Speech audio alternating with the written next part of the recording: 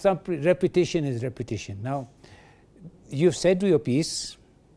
Allow some other people to say. He's a host. Okay, he's a host. All right, okay, we go sequentially. Let's come to Bernard Kitur on this as well, because some of these things that we are really putting on the table here needs some scrutiny, right? We've had Kaluma also speaking and giving his statement saying also the opposition were part and parcel of planning this goonism, right? To give a sort of a reverse psychology on the entire entourage, what was really happening.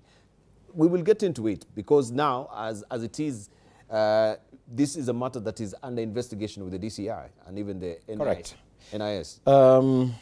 You know, I've heard so many things that Dr. Mbai has spoken.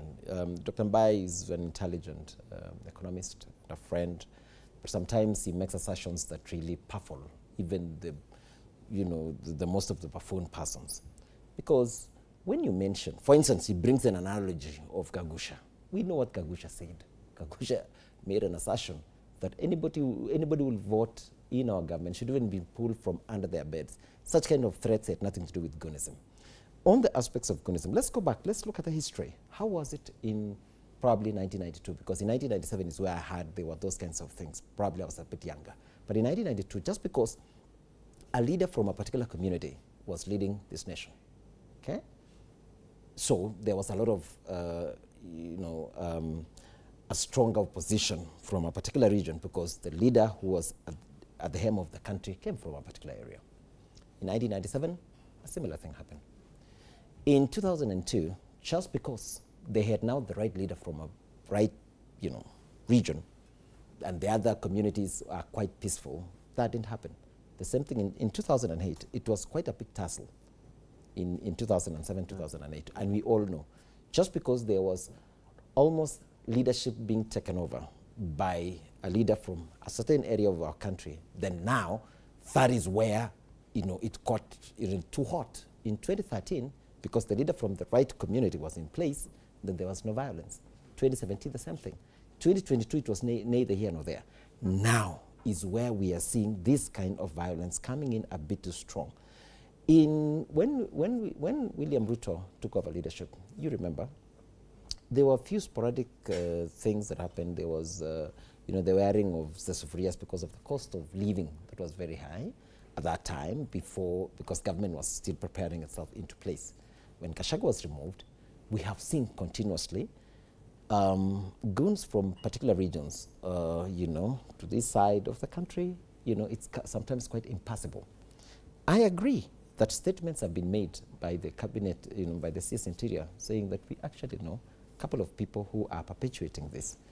I think there is also a balance sometimes, Dibao, because if these goons are being led by the leader of the opposition, I think you weigh, if you arrest that particular individual today, what could be the consequences of our country? However, I have mentioned time again, and I like the way Dr. Mbai is really now toning down. When you corner him and ask him that, he kept saying it's the president or the leadership of this country that is pushing to have these goons be in place, which he cannot be able to substantiate. I like the way he's now pulling back and trying now to say that, it's now, the people within the government, now pulling in the name of the CS here and there. Generally, Debal, it is all leaders of our country, and individually and in a smaller way, they are the ones who are financing this issue of goonism. And the issue of goonism must be addressed by every Kenyan because we only have one country to live for.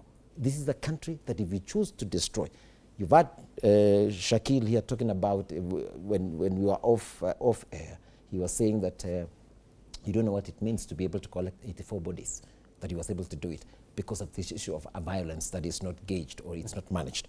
And therefore, if you are not able to substantiate, the government is committed to make sure that we have a very peaceful elections. But the kind of tribalistic sentiments or statements that are so, in a way that sends these hard statements out there, in my view, we don't support violence, we don't support goonism. The government of President William Ruto, and President William Ruto has made it unequivocally that he does not support the aspects of goonism.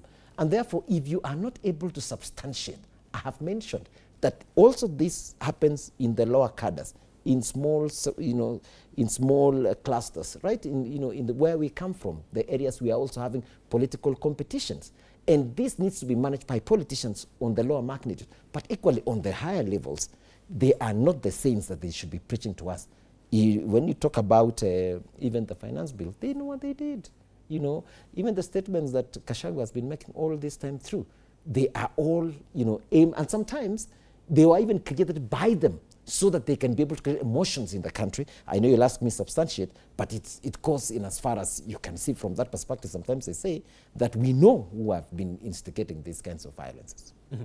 Just briefly, before we continue with the news, I just wanted to ask you, for the optic purposes, we have Dr. Mbaye, who's mentioned, of course, Kagushia, and the way, they came, with all these security officers hooded to arrest him at a media station.